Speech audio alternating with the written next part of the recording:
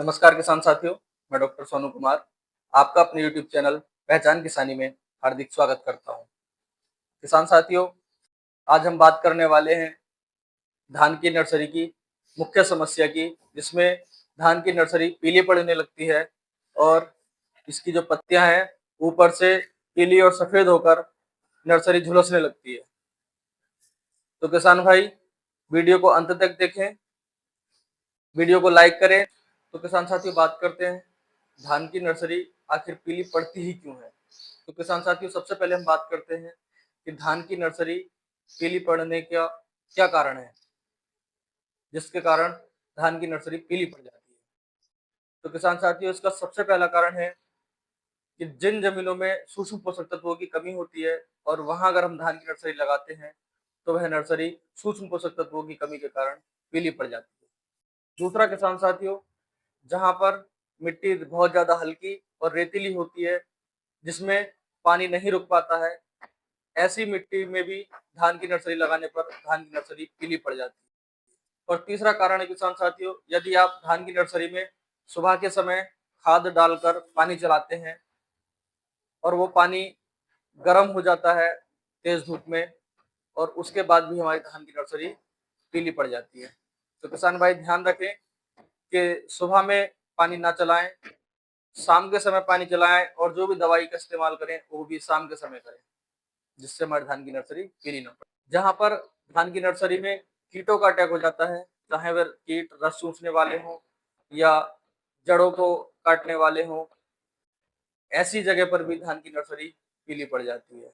पांचवा कारण है किसान साथियों कि फफूंद लगने के कारण धान की नर्सरी में जड़ गलन की बीमारी लग जाती है, जिससे धान की जो नर्सरी है उसकी जड़ें गलने लगती हैं, और जब जड़ गलने लगती हैं तो पौधा सूक्ष्म पोषक तत्वों को ग्रहण नहीं कर पाता और धान की नर्सरी पीली पड़ जाती है। तो किसान साथियों, आज इन सभी समस्याओं का संपूर्ण समाधान मैं आपको एक ही बार में बताने वाला हूँ, तो कृपया वीडियो को अंत तक देखें। आज जो दवाई मैं धान की नर्सरी के पीलेपन के लिए आपको बताने वाला हूँ, किसान साथियों, यह 6 से 10 किलोग्राम बीज की नर्सरी के लिए है। दवाओं की जो मात्रा है वो आप बीज की मात्रा के हिसाब से कम या ज्यादा कर सकते हैं।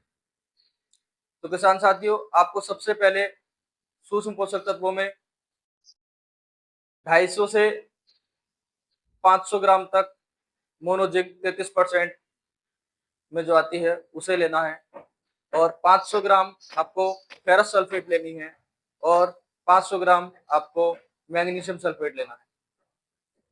तो ये जो तीनों पोषक तत्व हैं किसान साथियों, ये बहुत ही शानदार और बहुत ही अच्छे पोषक तत्व हैं। धान की नर्सरी में इनका बहुत ही बेहतरीन रिजल्ट मिलता है। और इसके साथ में किसान साथियों, आप 100 ग्राम ह्यूमिक एसिड ले सकते हैं, जिसके प्रयोग से धान की नर्सरी में अच्छी बढ़वार होती है।